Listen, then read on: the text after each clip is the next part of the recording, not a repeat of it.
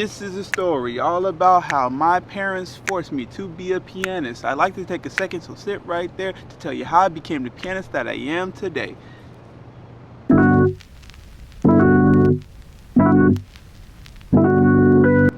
In one of my other videos, I talked about how I became a musician, and you can go watch that. It'll be linked somewhere up here or whatever. But I want to pick up the second half of the story. I kind of told you all the first half of the story, how my parents made me go into music and I didn't like it. So I told that side of the story, but then I never really explored or really told you all the second half of the story as to what I'm doing today when it comes to playing piano specifically. I told you all about me making music, but me specifically playing piano. But I have to preface this by starting in college. When I went to college, and this is, like I said, the part 2 of the other video. So if you haven't watched the other video, I would suggest go watch that first before you continue this one. But in college, I had grown up all my life playing piano. When I got to college, I didn't really know anybody. I didn't have any connections with anybody, so I didn't know like where to go play or whatnot. And I wanted to continue to play. Me growing up, I grew up as a pastor's kid. That's no secret. I don't try to hide that or whatever. And I was always in church, always involved. Like as a pastor's kid, you're always at church. You can't help it. You're there. So I was always involved in church, and me as a person, I've never been the type of person to just sit around and do nothing. Even just in my regular life, outside of like church, I'm not a person to just sit around and do nothing. So when I go to church, I don't want to be a person that's just warming the pews. I don't want to be a bench warmer. I want to be in the starting five, like put me in, coach, kind of thing. I want to be involved in church. I don't want to just sit there and go to church, sit there and leave, you know. So coming to college, it was the same thing for me. I was like, I'm just sitting around going to church, but it didn't feel the same for me. And I wanted to be more involved in the church services, and I didn't know like where to get my start. So literally I did the best thing that I knew how. I prayed. I literally said a prayer to God, and I was like, God, I grew up being involved in church. I've played piano most of my life, and I don't want to just sit here and not use the gifts that you gave me. So I prayed that prayer to God. I was like, hey, I want to be involved and use the gifts that you gave me. I kid you not. It was probably like the next week. God was like, all right, bet, say less. Somebody heard me playing in the dorm. So in our dorm, we had a chapel, and I would go in there all the time because it was like a grand piano in there, and you could just sneak in there and just play piano all the time. I don't know if you were supposed to or not, whatever. I was in there playing hymns, playing, just practicing when I could, going in there and playing. And somebody heard me, and I guess they told a friend of theirs or whatnot, and the word kind of got around like, oh, Joseph plays piano. And so I started doing that, started just playing more and more in the chapel, and more people kind of like started to get the word, oh, he plays piano. And so that next Friday after my prayer, somebody asked me to play for a Vesper service. And I was like, what? They want me? Like, that's crazy. So I did it. I went and played, had a great time, and I didn't think anything more of it. I was like, oh, this is just a one-time thing. Maybe like the next weekend, somebody else calling me, texting me, hey, Joseph, can you come play for this? Hey, can you come play for this worship? Can you come play for this? It got to the point where it was like so many people. I'm like, I can't do all of these worship services. It's just too much. So at my university, I went to a PWI, and there weren't a lot of opportunities to worship the way that I grew up because of the location that I was in. And I have no qualms or negatives to any type of worship. I feel like as long as you're worshiping God and the Holy Spirit is present with you, then worship God. So there's no negatives to any types of worship service, but it just wasn't the worship that I grew up with, and that's what I was really seeking when I came to college. And so I was there. I was still going to church. I was going to a church that was kind of far because it fit my spiritual needs that I wanted, and something that was more familiar to me than when I was growing up. So I was going to a church that was pretty far. Every Sabbath I was going there, and it was just taxing because it was far, and I was having car troubles at the time, so sometimes I would drive, sometimes I would be calling the church bus, and it was just a lot. So come to find out that there was a service that was once a month on campus. I didn't even know about it, and because it was really small, it was just kind of starting, and it was only once a month. And this service was a gospel oriented service. And so I started going to this service. Even though it was only once a month, I started going to this service. And again, somebody that was leading out this service found out that I played. There was already a musician there for that school year, but he was graduating. And so they needed somebody to take over for the next school year, and my name came up, and they asked me to play and be the minister of music for that service. I played all of my 4 years. Well, I started sophomore year, so it was really like 3 years that I was playing for this service, and I was the minister of music for 3 years for this service, and that just took me spiritually, like, to this day. It's just like a spiritual high that I remember. Just being able to be involved in church. And because of that, I met so many other musicians. I made a lot of friends and made a lot of connections. And just got to play almost every week. And if I needed to. And the blessing behind, and the reason I say needed to, there were so many other musicians where we could switch out.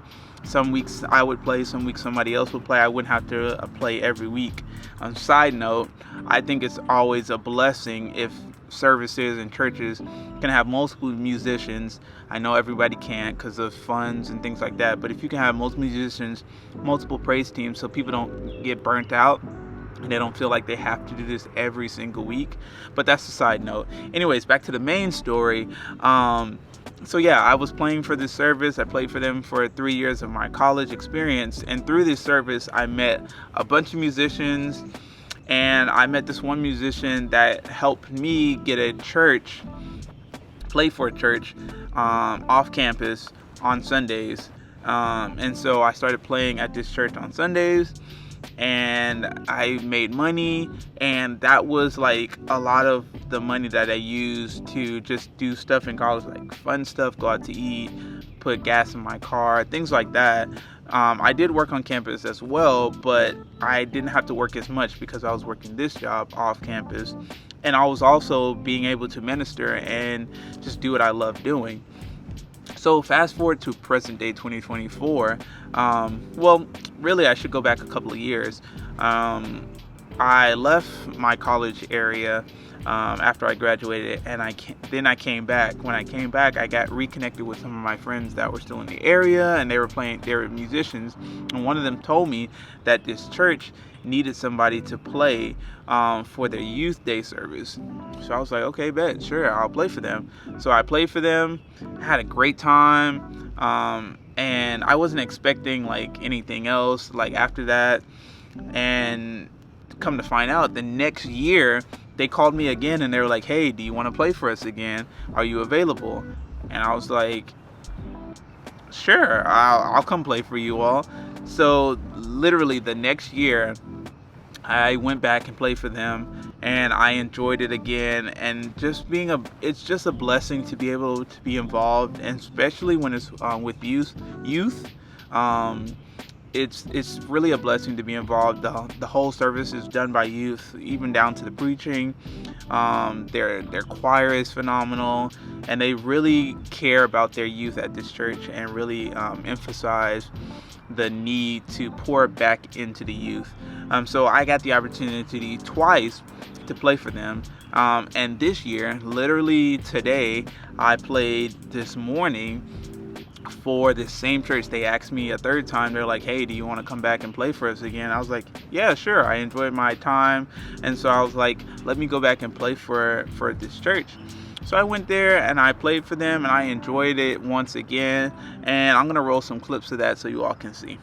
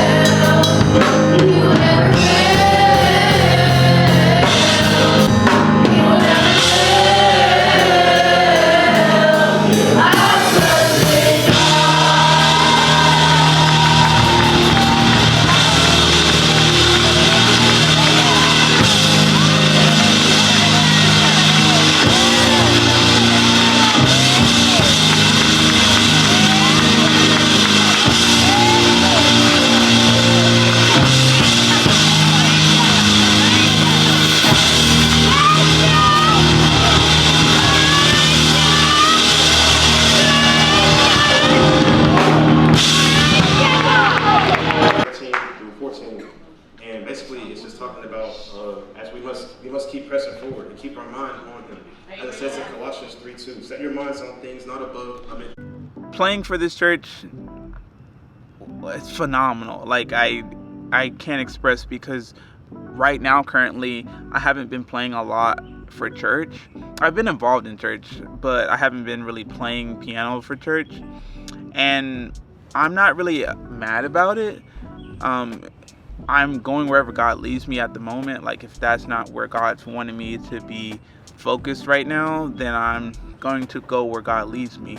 But I do still practice on the side. I have my keyboard and stuff like that, and I do still practice.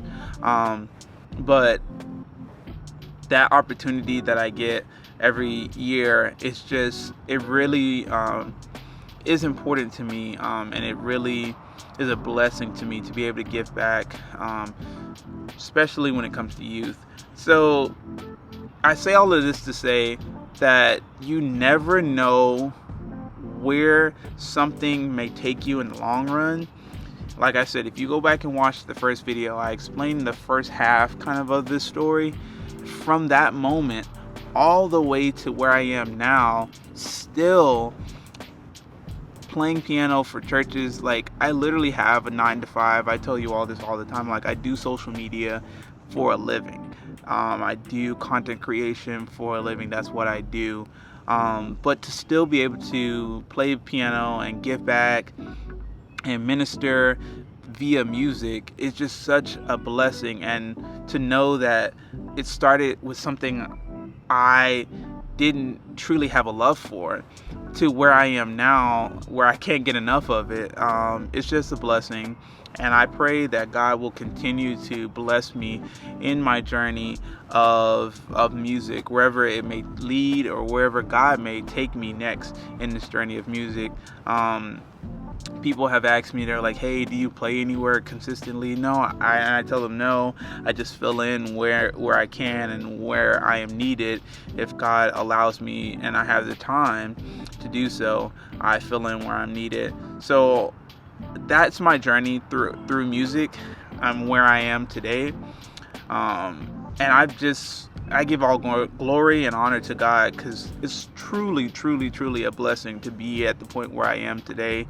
And I encourage anybody, if you're starting out as a musician, you don't have to be a pianist. You can be a drummer, whatever other instrument, guitarist, whatever. But don't give up. Stay focused. Keep practicing. learning songs, listen to the radio, and just keep getting better. I am nowhere near a perfect musician at all, but I just use the gifts that God gave me to continue to minister via music. So that's the video for today. I thank you all for listening to me, and I hope someone is blessed by this video. I always hope someone is blessed by my videos, regardless of the topic. I told you all that I would be exploring all the different avenues of my life. I talk about social media, I talk about content creation a lot, but I do want to be able to express how music has impacted me in my life, and hopefully that's a blessing to someone else. So that being said, thank you all for watching and subscribing. Share it with your dog, share it with your cat, share it with your neighbor, your best friend, the person that lives down the street from you.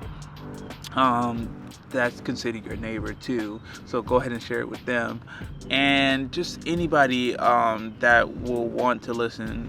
Thank you all for everything. Thank you all for watching. Share it, like it, everything else, and you already know what I'm about to say. Say it with me. Woo woo woo, and I'm out.